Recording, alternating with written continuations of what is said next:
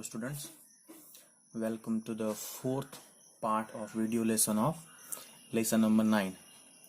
Name of the lesson, as you all know, story of early man. In the previous videos we have come to know about the ancestors, who were our ancestors, their life, the shelter that they had, food. In the very last video we came to know about the tools that they used. In this particular video we'll be seeing the clothes that early man used to wear, and also the language. As I told you to go through it once. I hope you all have gone through the lesson before seeing this video. You must go each and every time, irrespective of the subject. First you have to go through the lesson, then you have to see the video. Also, I told you about the test, so you have to prepare the lesson number 1 and 2. Date it will be informed. So now coming to the lesson, clothes. Early men did not wear any clothes. Once they started hunting animals, they dried the animal skins and used them as clothes. In this way, they learned to cover their bodies and keep themselves warm. So what is saying in the very first sentence of this topic, it is saying that early men did not wear any clothes. It's true. The early men, the primitive man, we can say, the earliest man, I would say, they did not wear anything. They had not much sense. They did not feel like wearing anything. But as they started hunting, as you remember, in the earliest time they were food gatherers. Later on they became the hunters. So when they started hunting animals, they came to know the skin of those animals. It was useless for them. They could not eat that. So the skin of those animals they started to wear. They started wearing it. Why? Because it protected them from cold in a better way. So earliest time, the primitive men, when they were food gatherers, they did not used to wear anything. But later on, when they became hunters, they started to wear the skin of dead animals.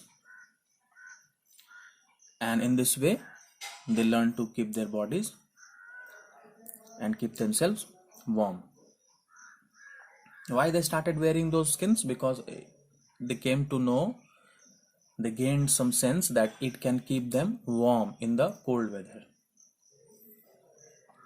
So this is how they started wearing clothes.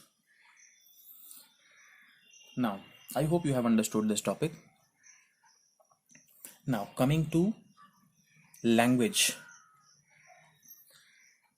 As you know, the language that we are using today to exchange our thoughts and expressions.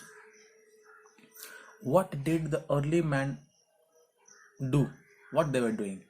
Were they speaking any language? Or no? They were like animals. Do we see animals using any language? They do not use any specific language like the human beings do. So what did the early men do? Were they using any language or not? Let us see. Early humans did not use any words or language. They used gestures and hand movements to communicate with one another. The very first sentence, what is saying? They did not use any word or language. Why? They had no sense at all. You can imagine, they were not even wearing the clothes. So how can they use the language or any word?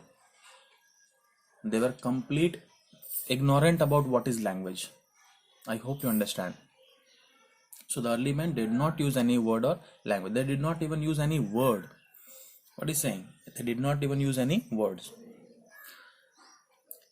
Now, what they used? They used gestures and hand movements to communicate with one another. So how they conveyed their message to one another? They used gestures. We have a word here, gestures. What is the meaning of this word gesture? You must be knowing. It's very easy. Also, it's given in your book also. Movements made with hands or head or one's face. Gestures are the movements that we make with our hands, with our head, or with our face. Suppose I have to tell you that you have to go to my right. If I tell you that you have to go to my right, then I will make a gesture with my right hand that you go please this side. I won't say a word, but I will move my hand to my right, and you will understand that I'm telling you to go to the right. So this is how the early men, when they started to gain some knowledge, they were using gestures and hand movements to communicate with one another. Moving further, when early men started hunting, they started imitating the sounds of animals. Later on, after the gestures, when they started hunting, they started imitating. Imitating means to copy. You can see imitating means to copying. So when they started hunting, they started imitating the sounds of animals. I hope you understand. While hunting the animals, they learned the sounds that those animals made.